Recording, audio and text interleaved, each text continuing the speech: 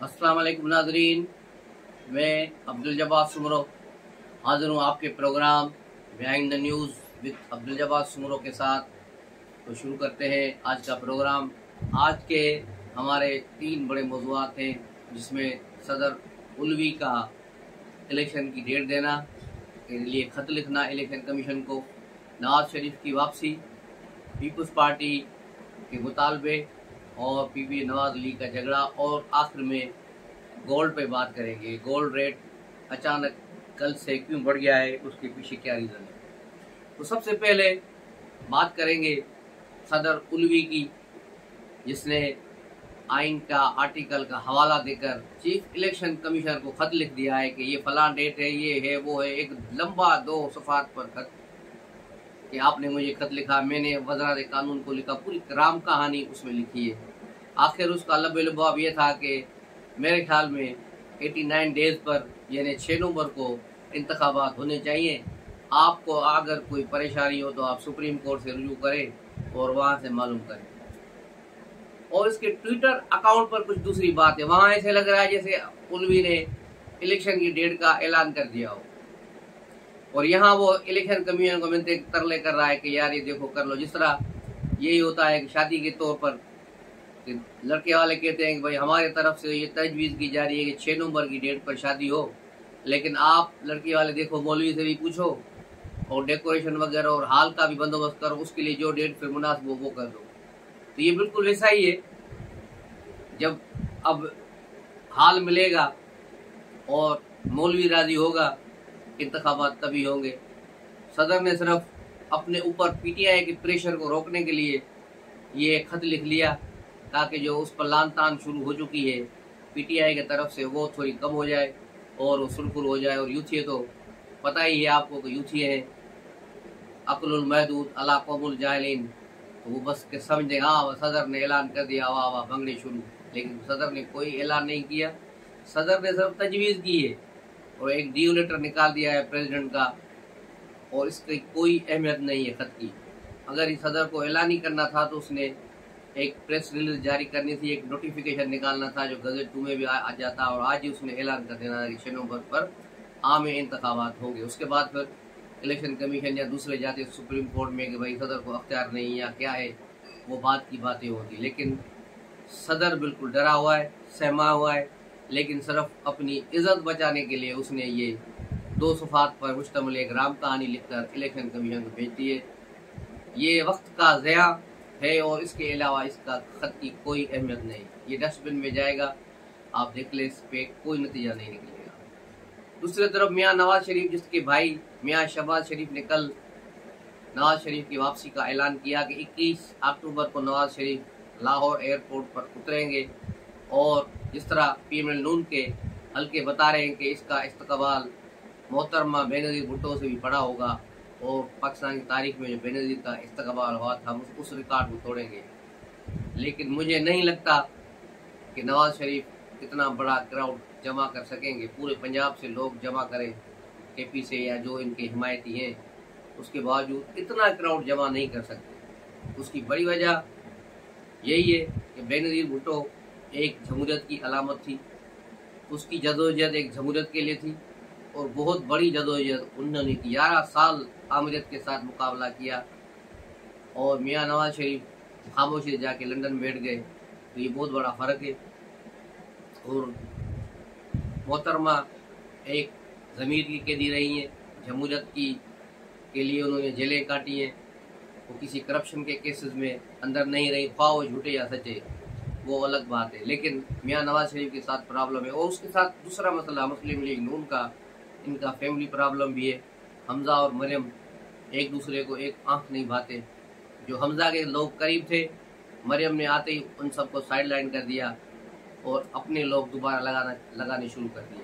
तो इस तरह पंजाब की सूरत, जो सियासी सूरत बड़ी गंभीर है, जिस पर नुसरत जावेद ने भी कल अपने कालम में लिखा था कि पंजाब नवाज लीग के हाथ से निकल चुका है, और मुबशर लुकमान ने भी ये तजवीज़ दिया था, और मंसूर अली खान ने भी कहा कि मुबैना तौर पर ये मुस्लिम लीग का गढ़ समझा जा रहा है, जो अब उनका गढ़ नहीं है।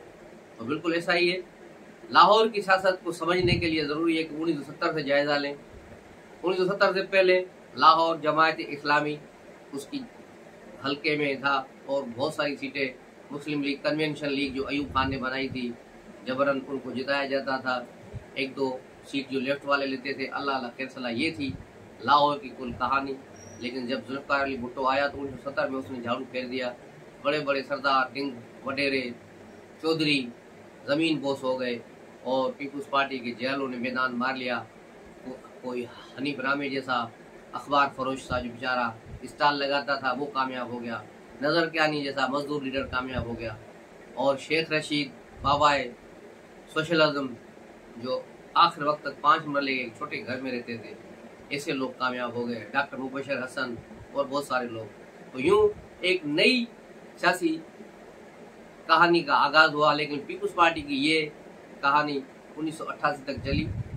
जो मोहतरमा बेनज़ीर भुट्टो ने 1988 में भी लाहौर को क्लीन स्वीप किया था, सवाए एक निशस्त जो गावल मंडी वाली नवाज शरीफ ने जीती। बाकी सीटों पर पाकिस्तान पीपुल्स पार्टी जीती और भारी अक्सरियत के साथ जीती। उसके बाद इस्टेब्लिशमेंट ने बड़ा राग आलापा और पंजाब के लोगों में कौम परस्ती का चूरन बेचा।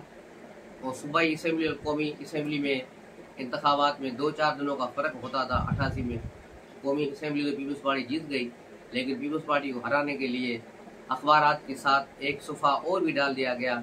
उस तमाम अखबारात उस वक्त के जो थे, नवाए वक्त हो गया, जंग रावलपिंडी हो गया, सारे अखबारात के साथ एक सफ़ा और भी जा रहा था जिसमें यही लिखा था, जाग पंजाबी जाग तेरे पग नू लग गया दाग। तो इस तरह की टोपे ड्रामियाँ कराकर लोगों को भड़काकर पीपुल्स पार्टी की सूबाई असम्बलियों की निशस्तें कम की गई और पंजाब में पीपुल्स पार्टी का रास्ता रोका गया। वो दिन है और आज का दिन। फिर मुस्लिम लीग नून को आगे लाया गया और मुस्लिम लीग जो है कंटिन्यू चलती रही। लेकिन 1918 के इंतखाबात में ये 50-50 हो गए। लेकिन वो मुतनाज़ा इंतखाबात थे। लेकिन अब जो इंतखाबात होने जा रहे हैं, मुझे नहीं लगता कि मुस्लिम लीग नून अपनी वो पोजीशन बरकरार रख सकेगी। ये ग्राउंड रियलिटी की बात कर रहा हूँ। ये कोई सियासी मुखालफत या उसकी बात नहीं है। ग्राउंड रियलिटी यही है कि पीटीआई लाहौर में पीएमएल नून से ज़्यादा है, पीएमएल नून से तगड़ी है। और अगर पीटीआई पर पाबंदी लगा दी गई तो पीटीआई का वोटर पीएमएल नून को तो वोट नहीं देगा, ये बात तय है। वो चुप करे घर में बैठ जाएगा जिस तरह पीपुल्स पार्टी वाले बैठते थे, या फिर वो वापस टर्न होगा वोट पीपुल्स पार्टी की तरफ। और पीपुल्स पार्टी ने भी पूरी तैयारियों से बिलावल भुट्टो आस्ती ने चढ़ाकर पंजाब में दाखिल हो गए। कल से उन्होंने मुल्तान में आज जो है वहाँ जलसे किए हैं जनूबी पंजाब में, और अच्छे खासे जलसे हुए।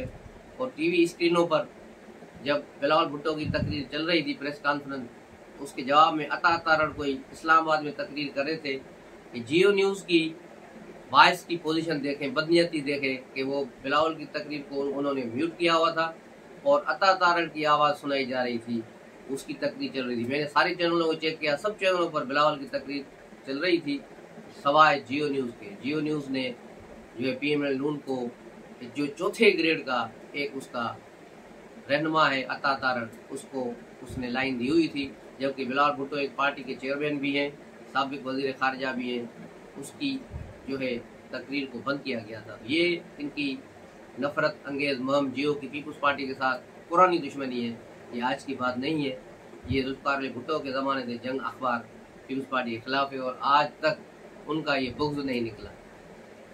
तो ये सूरत हाल है। उसके बाद बिलावल भुट्टो पंजाब में इन हो चुके हैं। आज भी उन्होंने कहा, और उनके भी तीर जो हैं अब मुस्लिम लीग नून की तरफ हैं। और ऐसा लग रहा है कि आइंदा इंतखाबात में पीएमएल नून और पीपुल्स पार्टी दोनों जमायतें आमने सामने होंगी और इन्हीं के दरमियान मुकाबला होगा। दरमियान में कोई इस्तागाम पार्टी, कोई दूसरी छोटी मोटी पार्टी कोई एक आध सीट लेगी अगर इलेक्शन फेयर हुए। तो अगर फेयर इलेक्शन नहीं होते, मैनेज किए जाते हैं 2018 की तरह, तो फिर इस्तागाम पार्टी 40-50 सूबाई असम्बली की सीटें ले जाएगी और अगली पंजाब हुकूमत मुस्लिम लीग नून और इस्ताकाम पार्टी मिलकर बनाएगी। तो ये है सूरत हाल पंजाब की। उसके अलावा सिंध में भी जो है अफसरान की तब्दीलियाँ की जा रही हैं बड़े पैमाने पर। पंजाब और दूसरे जो है मुल्क जो सूबों से अफसरान को लाया जा रहा है सिंध में लगाने के लिए। पीपुल्स पार्टी के नट बोल्ट टाइट किए जा रहे हैं, जबकि पंजाब में पीएमएल नून को खुली छूट है, उसकी पसंद के अफसरान लगाए जा रहे हैं। जिस तरह कल पीपुल्स पार्टी के रहनुमा हसन मुर्तज़ा ने भी खिताब किया प्रेस कॉन्फ्रेंस से और इल्ज़ाम लगाया कि यहाँ लिविंग प्ले जो फील्ड है वो मुस्लिम लीग नून के लिए, बाकी किसी और को नहीं है। यहाँ उनके हल्कों को मजबूत करने के लिए अफसरान लगाए जा रहे हैं, प्रिंसिपल लगाए जा रहे हैं, जो आगे जाकर इंतखाबात में ड्यूटियाँ देंगे और यही फिर धांधली करेंगे। तो ये सारी चीज़ें प्री पोल रैगिंग में आ रही हैं, तो इन सारी चीज़ों को एड्रेस करेंगे। और कल पाकिस्तान पीपल्स पार्टी की सेंट्रल एग्जीक्यूटिव कमेटी का इजलास लाहौर में हो रहा है, जिसमें आसिफ ज़रदारी भी शिरकत करेंगे, बिलावल भी होंगे और सारे पार्टी लीडरान वहाँ जमा होंगे और कल फैसला करेंगे कि इंतखाबात के लिए पीपल्स पार्टी क्या हिकमत अमली अपनाती है। उसके अलावा मौलाना फजल रहमान ने कल हामिद मीर को इंटरव्यू दिया और बहुत सी चीज़ें कही, लेकिन उनके चेहरे से भी वो बेबसी नज़र आ रही थी कि इंतखाबात में उनकी खामोशी जो मानी खैज है वो क्यों चुप करके बैठे हुए हैं, अभी तक उसका राज का पर्दा नहीं उठा रहे। लेकिन उनका भी मतलब यही है कि इंतखाबात लेट हो और फरेल खटक के साथ और पीपल्स पार्टी के साथ इत्तेहाद को उन्होंने जो है नागुज़ीर करा दिया कि इनके साथ इत्तेहाद नहीं होगा। सिंध में तो पीपल्स पार्टी करेगी भी नहीं। सिंध में सारे पुराने जुगाड़ी जीडीए जो मरहूम पार्टी है, एक्सपायर्ड पार्टी है जीडीए, उसको दोबारा तेल पॉलिश लगाकर सामने लाने की कोशिश की जा रही है। अब उनको सपोर्ट की जाएगी एमक्यूएम के साथ, पीएमएल नून के साथ, जेयूआई फे के साथ मिलाकर पीपल्स पार्टी को रास्ता रोकने की कोशिश की जाएगी। लेकिन मेरा नहीं ख्याल कि सिंध में ये कामयाब होंगे, क्योंकि जीडीए की सबसे बड़ी नाकामी यही होगी कि उसने एमक्यूएम के साथ इत्तेहाद किया तो सिंध में जीडीए को जो वोट मिल रहे हैं वो भी नहीं मिलेंगे। तो ये सारी सूरत हाल है। अब आते हैं दूसरी तरफ, शाह महमूद कुरैशी को आज पेश किया गया, हथकड़ियाँ लगाकर, बड़ी बेबसी की तस्वीर नजर आ रही थी। यही शाह महमूद कुरैशी तो कलफ की हुए कालरों पहनकर गर्दन उठा के बिल्कुल अदाकाराना अंदाज में बोलते थे कि तो साइफर एक हकीकत है।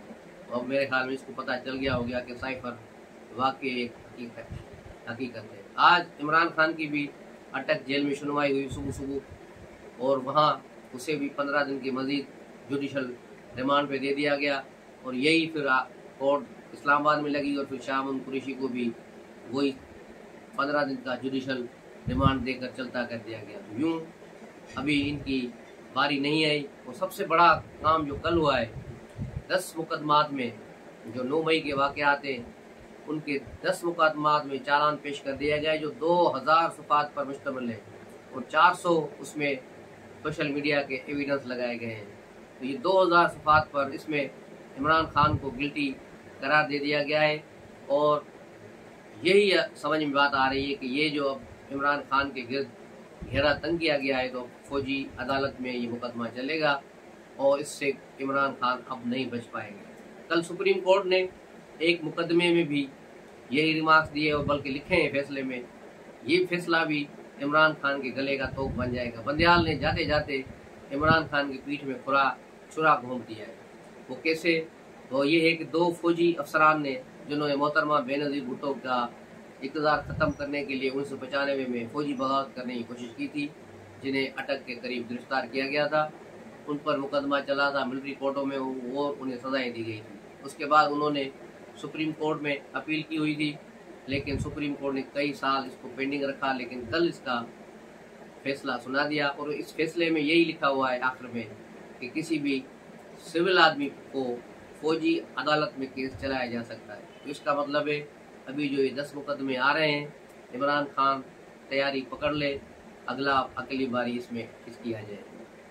इमरान खान से कल उनकी बीवी बुशरा बीबी ने भी मुलाकात की अटक जेल में और उनसे बहुत सी बातें की। उसके बाद से बाखबर ज़राए ने खबर दी है कि बुशरा बीबी जमान पार्क छोड़कर इस्लामाबाद के एक 5 स्टार होटल में क़याम करने आ गई हैं जो G6 में मौजूद है और उसकी बुनियादी वजह वहाँ रहने की ये है कि वहाँ डिप्लोमेट्स होते हैं ताकि वो मुख्तलिफ मुल्कों के डिप्लोमेट से बात करें और इमरान खान के लिए कोई गारंटर तलाश करें ताकि इमरान खान की गुलो फांसी हो, क्योंकि इमरान खान के लिए कोई भी मुल्क गारंटी देने के लिए तैयार नहीं है, क्योंकि इसके पता ही नहीं चलता कि 5 मिनट के बाद वो क्या करेगा। तो इसलिए किसी ने भी गारंटी नहीं दी, इसलिए इसका बाहर जाना अभी तक बंद है और जब तक यहाँ प्रोसेस चलते रहेंगे जब तक इनका कोई गारंटर सामने आए।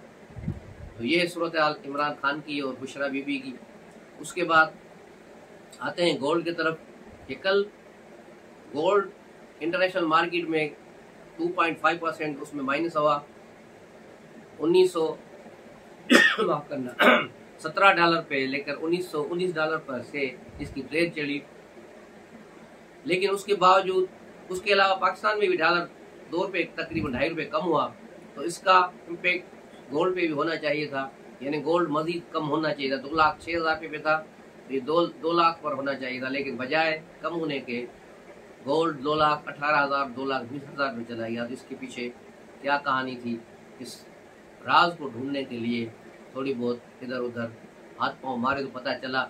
इसकी बुनियादी वजह कुछ सट्टेबाज हैं जिन्होंने सट्टेबाजी की है ताकि थोड़ा गोल्ड का रेट ऊपर करके फिर इसको धड़ाम से गिराएं और अपना माल बनाएं। दूसरा, जो डॉलर्स में अफगान स्मगलिंग हो रही थी, डॉलर्स में लेन देन हो रही थी, अब डॉलर्स पर पाबंदी के बाद उन्होंने गोल्ड को पकड़ लिया और गोल्ड में सारा काम हो रहा है। इसकी वजह से भी ये सूरत हाल हुई है। लेकिन FIA मुतहरक है, आज भी कराची मार्केट और लाहौर मार्केट में काफ़ी इस चीज़ पर छानबीन हो रही है और अगले 48 घंटों में गोल्ड डीलरों के खिलाफ भी क्रैकडाउन हो सकता है।